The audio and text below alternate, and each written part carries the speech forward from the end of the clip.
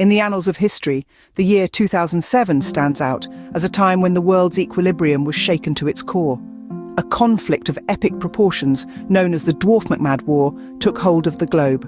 The protagonists of this interplanetary conflict were the dwarf cars led by Yellow Dwarf and their allies, the Mcars, under the command of Brown McBrown. They faced off against the Mad Cars, led by Red Madrid and humanity itself. The genesis of this conflict was in the shadows of subterfuge and intrigue. The Swingball president, a figure of immense power and influence, had plans for global domination. Black Mad Black, a figure from the Mad Cars faction, discovered these plans and took drastic action. In a shocking move that reverberated across the universe, he assassinated the Swingball president.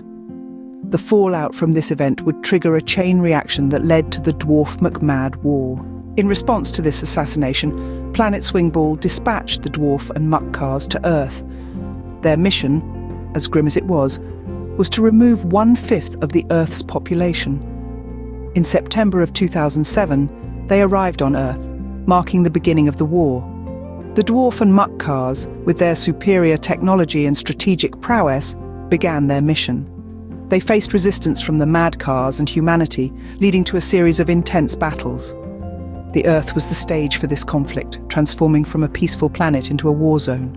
As the war raged on, strategies were revised, alliances were tested, and countless lives were lost. The leaders of the factions, Yellow Dwarf, Brown McBrown, and Red Madrid, played pivotal roles in shaping the course of this war. Their decisions, their victories, and their defeats influenced not just their factions, but the very future of Earth. In the midst of the war, a new threat emerged. Albert, an enigmatic figure with the power to control the very air we breathe, presented himself as a one-man army. His arrival sent shockwaves through the factions. For a moment, the leaders, Yellow Dwarf, Brown McBrown, and Red Madrid, found a common enemy in Albert. Their factions, battered and bruised from the ongoing conflict, put aside their differences to face this new, unforeseen threat. The combined might of the factions was overwhelming. Albert, despite his formidable power, was swiftly defeated. However, the temporary truce was short-lived. As soon as the common threat was eliminated, the factions returned to their bitter conflict, each vying for dominance over the Earth.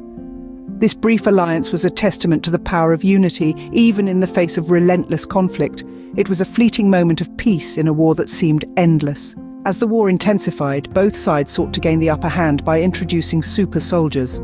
Enter Platinum Dwarf and Gold Mad Gold, enhanced warriors, the product of countless hours of battle training and scientific experimentation. These were no ordinary soldiers. They were the epitome of power and strength, built to outlast, outwit, and outfight any adversary. Their first face-off was a spectacle to behold. Platinum Dwarf with his unmatched strength, and Gold Mad Gold, with his superior speed, clashed in a battle that shook the very foundations of the Earth. Each blow was met with a counter, each attack with a strategic defense.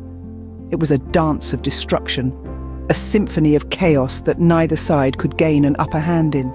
In the end, the epic battle resulted in mutual destruction.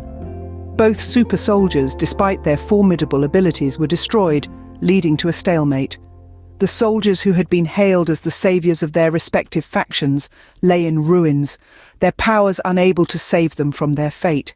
In response to this stalemate, Planet Swingball ordered yet another 1/5 of the Earth's population to be wiped out. The war had taken a turn for the worst, and the factions were left to ponder their future as they faced the harsh reality of their actions. During the year of relentless conflict, the war finally came to an end in December 2007. The Earth and the Mad Cars were defeated, bringing much-needed respite to the weary factions that had begun to seek an end to the fighting. The war had left its mark, altering the Earth and reshaping the universe. Known as the DwarfMcMad War, it served as a stark reminder of the lasting impact such conflicts can have on sentient beings. Even though the war, its echoes continue to resonate, serving as a grim reminder of the cost of power and domination. In the aftermath of the DwarfMcMad War, the Earth and the Mad Cars found themselves under the tyrannical rule of Planet Swingball. The once vibrant and diverse landscapes were now nothing more than barren wastelands, the once bustling metropolises reduced to eerie ghost towns. The freedom once enjoyed by humanity in the mad cars was stripped away, replaced by harsh and oppressive laws that sought to crush their spirit. Yet despite their bleak circumstances, the mad cars and humanity were not broken.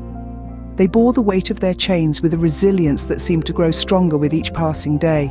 In the factories, on the fields and in the mines, they worked tirelessly, their bodies bent but their spirits unyielding.